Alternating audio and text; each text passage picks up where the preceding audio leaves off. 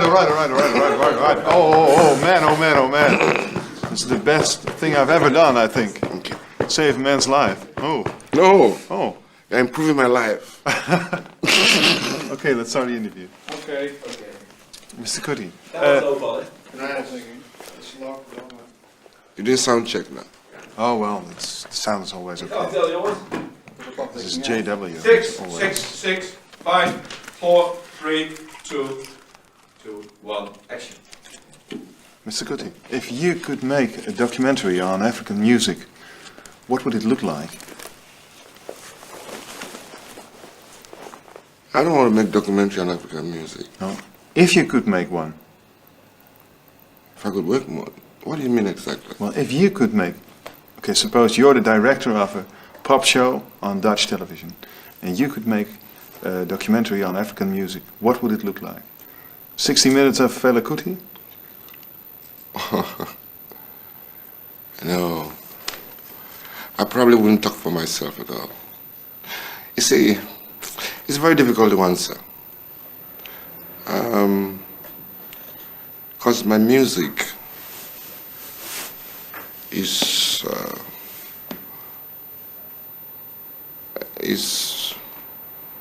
it's not for me to want to project myself as such. Mm-hmm.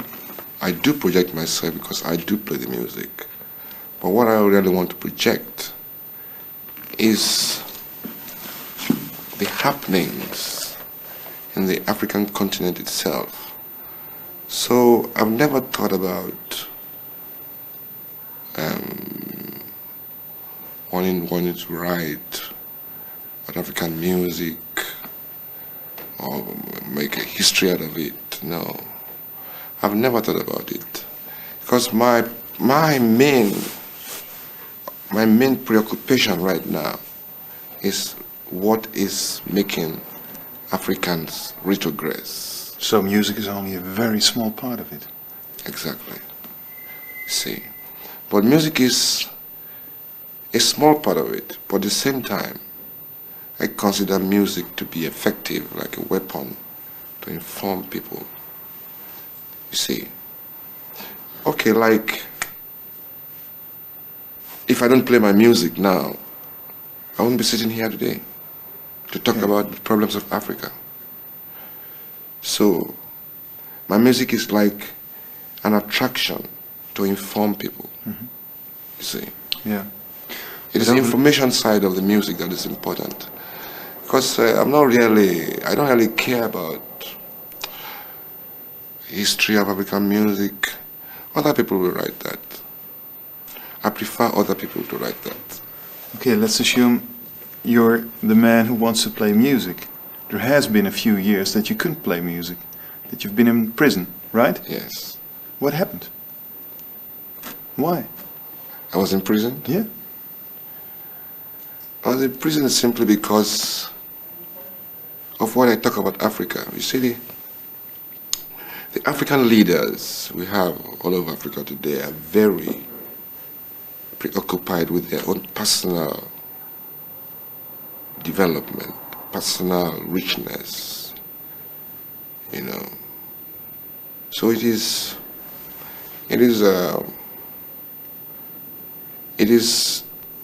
they are committing crimes against the African people. And they're not the right persons on And they're not the right place. persons in that place. You see. So it is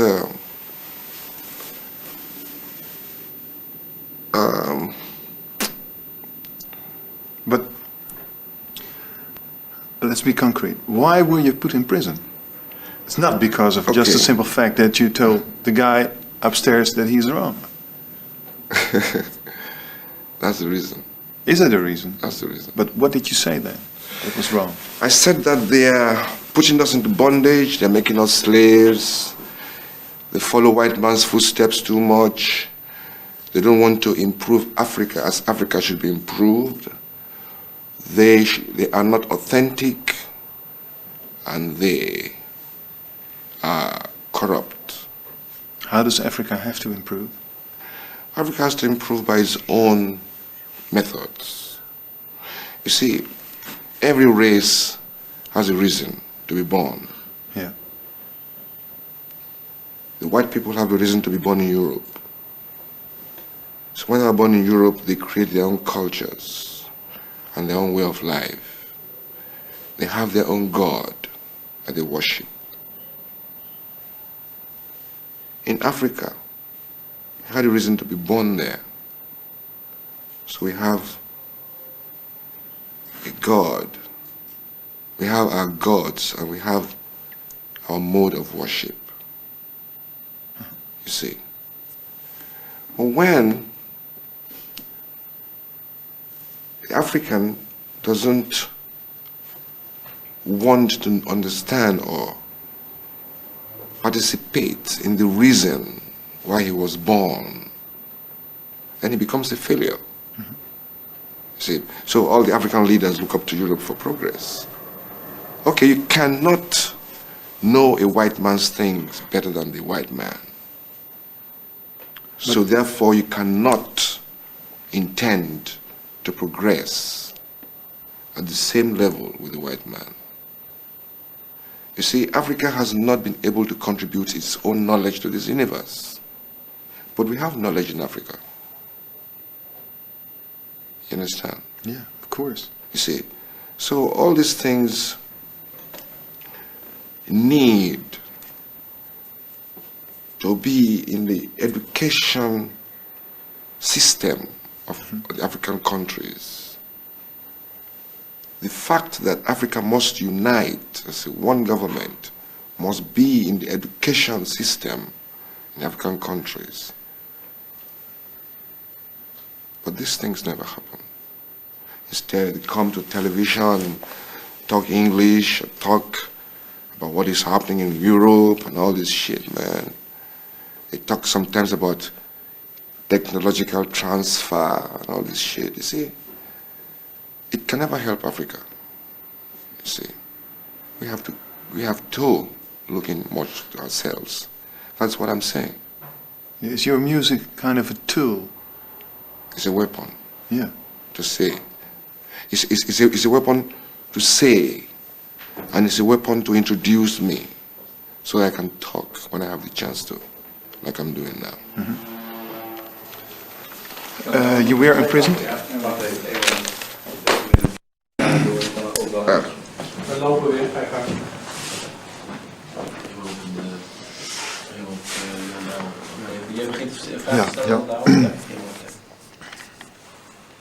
Nee, wacht even hoor.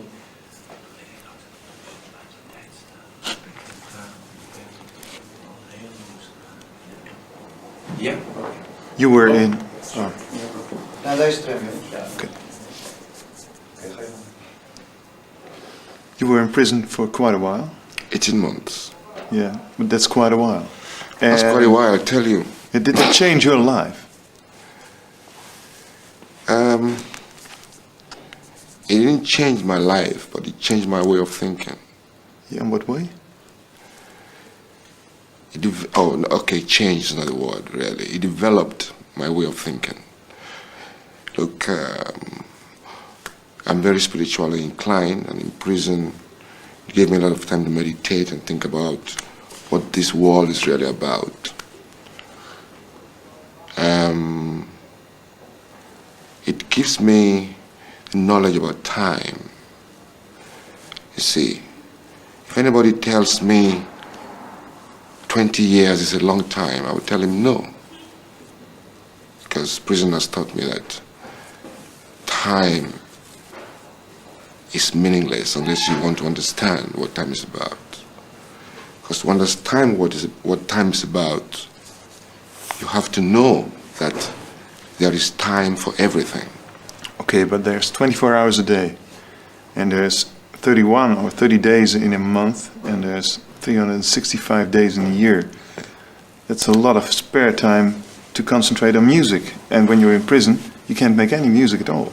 I didn't think about music in prison. Oh, maybe a few times some sounds come to my head, but I don't write them down. I just keep maybe humming some sounds to my head. It was a nice one.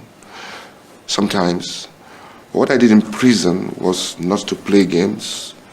I tried not to talk too much. I try to remain by myself, and I just try to meditate. That's all I did. You see, prison is supposed to get you bored. So when people go in there, they try not to get bored.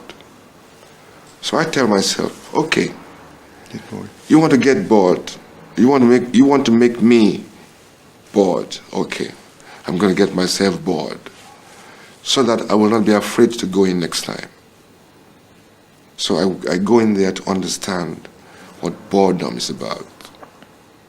So it gave me knowledge about patience.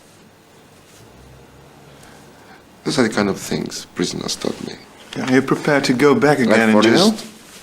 Yeah, I'm prepared. That's why I'm talking to you like Really? this. Yeah, I'm really prepared. That's why I'm talking to you like this. If I wasn't prepared, I wouldn't be talking to you at all. I would say I don't want any interviews. So this is a so-called political statement as well.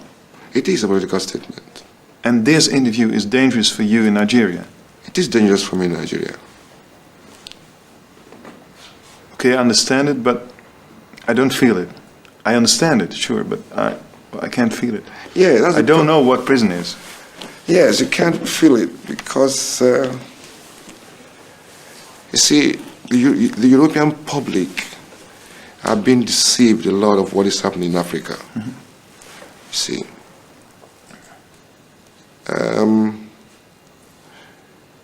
Because the citizens should really understand really what is happening in Africa. For instance, when they tell me, you see, you have to be there to know. Because the situation in Europe is not the situation in Nigeria, in my country, for instance. You see, you have the European system that you clearly understand and you work out. But we have an alien system that guides our minds, which is the European system. And our minds are African. So there's a total confusion in that country. Everything is so expensive. There's foreign currency for that matter, foreign currency problem for that matter. In some African countries, 1 unit dollar is 200 units of that country's money. 1 to 200, and it's ridiculous. That's like in Ghana. But do you hate Europe, or do you hate America? No, I don't. If I hate America or hate Europe, I won't be here.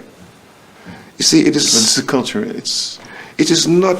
It is European leadership that causes these things. The citizens don't know really what is happening in Africa. You see, for instance, now, the citizens of Europe should be informed that British taught us democracy. America introduced democracy into Africa. Okay. There can never be a military rule in Britain or America. Never. They will not accept it because in their culture, they know that the soldier has his place in the society, and everybody understands that. Now they bring the same culture to my people, and the soldiers are now ruling many African countries. And America and Britain does business with these governments. But these governments cannot be legal governments because they are military governments, which they cannot accept in their countries. So that cannot be fair. These are the kind of things we're fighting about. Who's your greatest hero? Osajefo Kwame Nkrumah. Who? Osajefo Kwame Nkrumah of Ghana. And who's that? He was the first president of Ghana. He was the first to talk the way I'm talking about Africa, how Africa can be great. We're actually talking a lot about politics, but I'd like to go back to music again. How would you describe your music? See, my music is a kind of You see, the way I started to write my music, it's like I was born a colonial boy. I went to colonial school.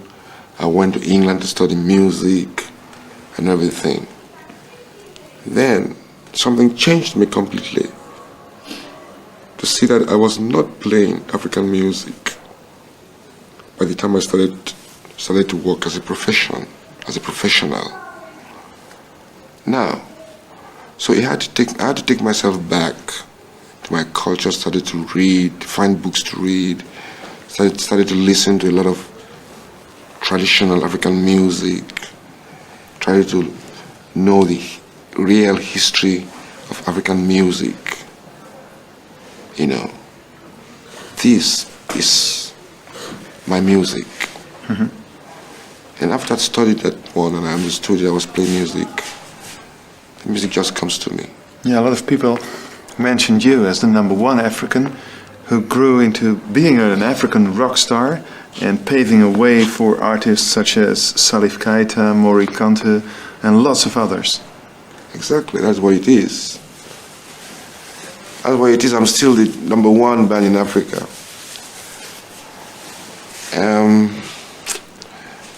That is true. I made a little sacrifice for that, but that is what I wanted to happen. Because by the time I started to play my music, I was telling the press at that time that African music was going to be the music of the future, even in Europe. Yeah.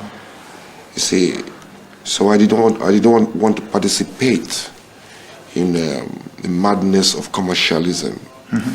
I didn't want to participate in the madness of gimmicks. I do not want African music to belong to the fashion where music comes and goes. Because where African music goes, it stays. You see, so we don't want to involve ourselves in, at least I don't want to involve myself in commercialism. So that is what it is about my music. So you can't avoid it, I think. I can't avoid it. No, being a part of... I'm avoiding it. I don't get any... Okay, look at this. Okay, on this tour, for instance, I didn't have any tour support. All hotel bills, everything is paid from our fees. And I'm here on that tour. You see, it's a big sacrifice for me, but I have to bring my music for information for people to know. Because the record companies don't want to support me. Mm-hmm.